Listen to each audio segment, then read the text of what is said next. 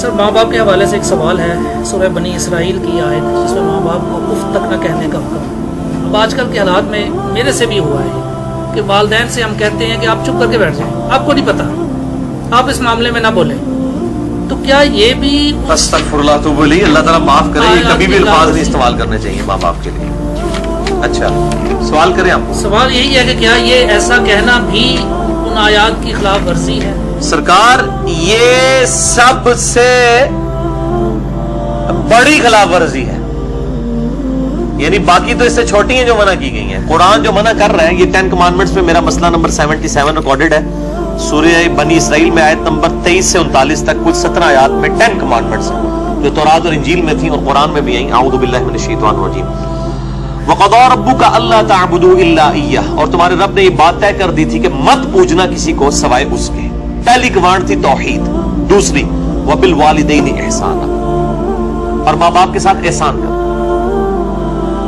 कुरान हकीम में कम से कम 4 मकामात पे तौहीद के फौरन बाद अल्लाह ताला ने माँ बाप का जिक्र किया, और उसका ज़रवा सलाम एपेक्स ये है सूरह बनी इसराइल। इससे ज्यादा कहीं नहीं डिटेल आई है और ना सेंसिटिविटी का लेवल। इम्मा यबलुगन्ना इंदकल किबर, अगर वो पहुंच जाए तुम्हारी मौजूदगी में बुढ़ापे की हालत को, अहदुहुमा औ किलाहुमा, चाहे दोनों में से एक चाहे दोनों। वो सही मुस्लिम में हदीस है, आप सल्लल्लाहु अलैहि वसल्लम ने फरमाया कि बर्बाद हो जाए वो शख्स जिसको माँ बाप दोनों या दोनों में से कोई एक बुढ़ापे की हालत में मिले और उनकी खिदमत करके जन्नत न कमा सके।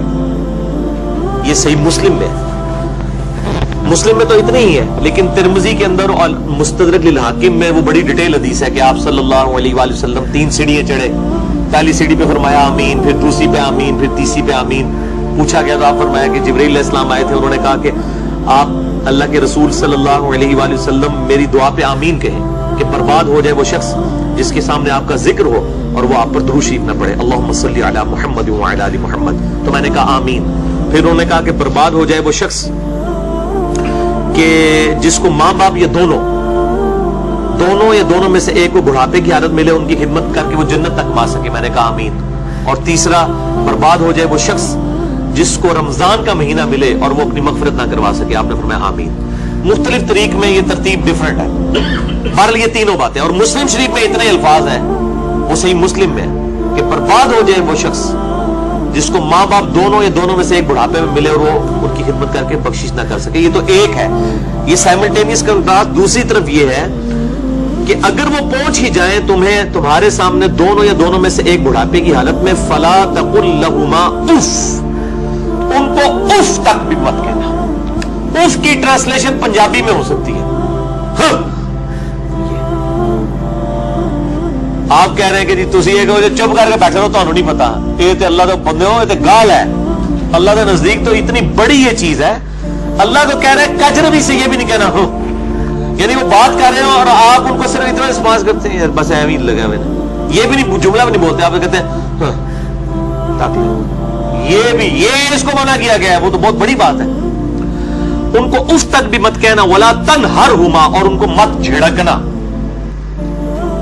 वकुल लहुमा कौलन करीमा, और बात बड़ी नरमी से उनके साथ करना, वख्फिद लहुमा जनाह दुल्ली मिनर रहमा, और अपने आजिज़ी के साथ कंधे झुका के रखना उनके सामने। यानी आप गैरुल्लाह के सामने झुक नहीं सकते इतना कि आपके हाथ घुटनों तक लग जाए। माँ बाप के सामने भी आप इतना झुके कि हाथ घुटनों तक न लगे, यानी हालत रुकू ना बने। इससे पहले यानी आपने ऐसे उनके सामने रहना, जी अब्बा जी, जी अम्मी जी, इस तरह अपने आजिज़ी के साथ कंधे झुका के रखना। वकुल रब्बिरहमहुमा कमा रब्बयानी सगीरा, और उनके लिए दुआ करना है, रब इन दोनों पर रहम फरमा जिस तरह बचपन में इन्होंने मुझे रहम करके पाला था। और ये वजह भी बता दी कि बचपन में चूंकि इन्होंने पाला हुआ है, सबसे लाचार इंसान का बच्चा है। बिल्ली के बच्चे को आप इस टेबल पे रख दे, नीचे नहीं गिरेगा, और इंसान का आप साल का बच्चा भी रख देना, वो अगर करवट लेता है वो गिर पड़ेगा, उसको नहीं अकल के मैंने नीचे गिरना है या नहीं गिरना। इतना लाचार है इंसान, इसीलिए इंसान के माँ बाप को इतना हक दिया गया, चाहे वो मुशरिक ही क्यों ना हो। दुनियावी मामले में उनके साथ मारूफ तरीके से चलना है। ये हजरत लुकमान की जो नसीहत है, मेरा भी वो लेक्चर भी रिकॉर्ड हुआ है, मसला 176 में मैंने बताया। रब्बुकुम आलमु बिमा फी नुफूसिकुम, ये आपकी बात का जवाब आ रहा है। तुम्हारा रब खूब जानता है जो तुम्हारे जी में है। इन तकूनु सालिहीन, अगर तुम नेकोकार हो, अच्छे हो, यानी तुम्हारी आदत नहीं है बदतमीजी करने की, कभी कभार कोई थोड़ा सा स्किप ऑफ लैंग्वेज या स्लिप ऑफ टंग हो जाती है, फ़इन्नहु काना लिल अव्वाबीन गफूरा, तो फिर बेशक अल्लाह ताला तौबा करने वालों की तौबा को कबूल करता है।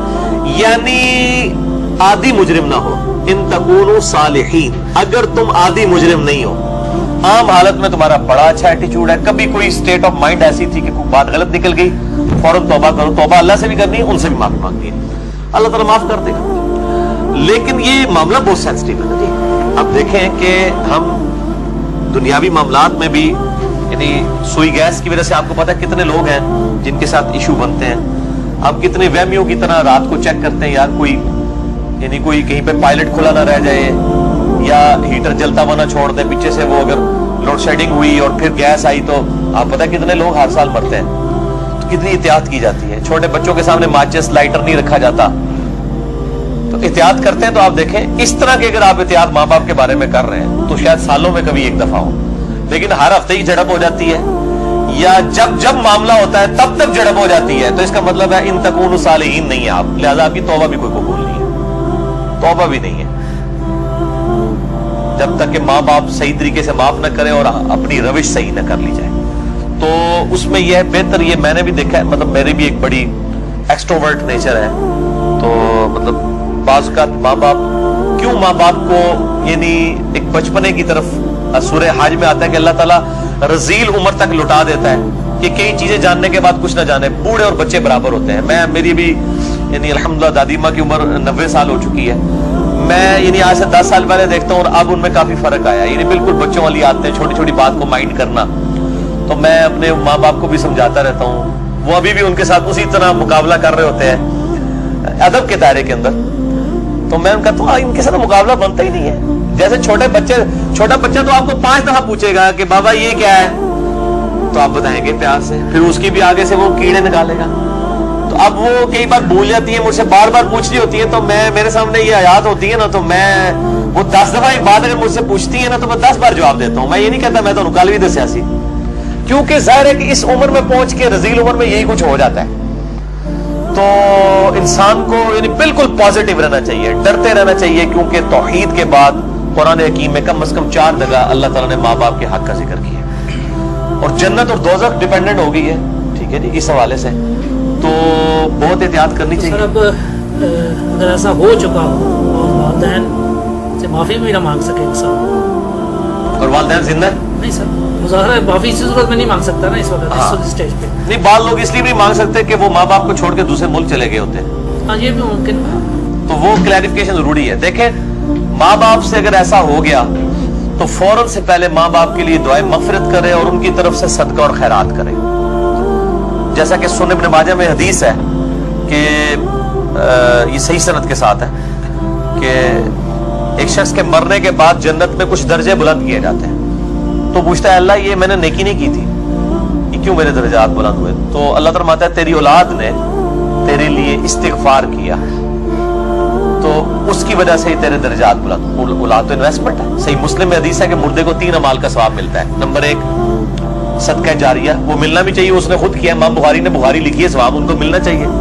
मेरी अब वीडियोस रिकॉर्ड हो रही हैं, मेरे मरने के बाद भी लोग देखेंगे, इसका सवाब मुझे मिलना चाहिए, क्योंकि मैंने अल्हम्दुलिल्लाह इस पे मेहनत करके अल्लाह के लिए इखलास के साथ रिकॉर्डिंग की है, तो मेरा ही अमल है, मुझे मिल रहा है, मरने के बाद भी मिलेगा। नंबर 2 इल्म की बात, जैसे इमाम बुखारी ने अब सही बुखारी लिखी है, तो वो इल्म लोगों तक पहुंचाया है, उनको मरने के बाद भी सवाब मिलेगा। किसी ने मस्जिद के अंदर को पंखा लगवाया है, सदका जारिया है, मरने के बाद सवाब मिलेगा। और तीसरा क्या गया, नेक औलाद, नेक औलाद जो दुआ करती है, नेक औलाद जो सदका करती है। मसला नंबर 74 मेरा बड़े लोग देख चुके हैं, 1 लाख से ज्यादा ऊपर उसके व्यूअर्स हैं और उसके क्लिप्स तो लाखों तक हैं। उसमें मैंने बताया कौन कौन से मॉड हैं मैयत तक नफा पहुंचाने के। सदका और खैरात माँ बाप की तरफ से करें तो इंशाल्लाह क़यामत दिन अल्लाह ताला आपके माँ बाप को आपसे राजी कर देगा।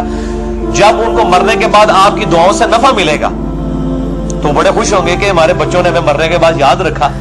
और आपकी दुआओं की बरकत से अगर वो मुश्किल में है मरने के बाद, खुदा ना खास्ता, और वो आसानी में आ जाते हैं, और अगर वो आसानी में है तो उससे ज्यादा आसानी में चले जाते हैं, तो वो खुद ब खुद ऑटोमेटिकली खुश होंगे कि मेरे पुत्र ने मेरे ऐसे कीता है, तो अल्लाह ताला उनको राजी कर देगा। और एक दूसरी हदीस जो अबू दाऊद में है कि माँ बाप अगर मर जाए तो माँ बाप के करीबी रिश्तेदारों के साथ उसने सुलूक, ماں مر گئی ہے خالہ کے ساتھ اس نے سلوک کرو, باپ مر گیا تو چچا اور تایا کے ساتھ اس نے سلوک کرو, ایکویلنٹ وہ بھی چیز ان کے لیے آرام کا باعث ہے. اور دعا کریں, یہ جو دعا میں نے پڑھی ہے رب ارحمہما, اے رب ان دونوں پر رحم فرما, کما ربیانی صغیرا, اے اللہ جب میں بچپن میں چھوٹا بچہ تھا جس طرح انہوں نے مجھ پر رحم کیا تو بھی ان پر رحم فرما. یہ آپ تشہد میں دعا لازم کریں, ہم تو مانگتے ہیں چاہے ماں باپ زندہ ہیں مر چکے ہیں, دونوں صورتوں میں ماں باپ کے لیے دعا کرنی. ہم لوگ سمجھتے ہیں بندہ مر گیا ادھر سے دعا کرنی ہے, اور بھائی زندہ ہے جڑا یہ مر گیا, دونوں صورتوں میں دعا تو کرنی. دعا کی ضرورت تو زندوں کو زیادہ ہے, اس لیے کہ مرنے والے تو چلے مر گیا, زندے بندے جو ہے وہ اس کے پاس تو چانس ہے کہ وہ اللہ کی طرف لوٹ آئے اور وہ گمراہی کا راستہ چھوڑ کے اچھائی کا راستہ, اور اگر اچھائی کے راستے پہ تو استقامت اختیار کریں تو دعا کرنی چاہیے. اور یہ دعا ضرور کرنی چاہیے, اللہم اہدنا الصراط المستقیم صراط الذین انعمت علیہم غیر المغضوب علیہم ولا الضالین, آمین.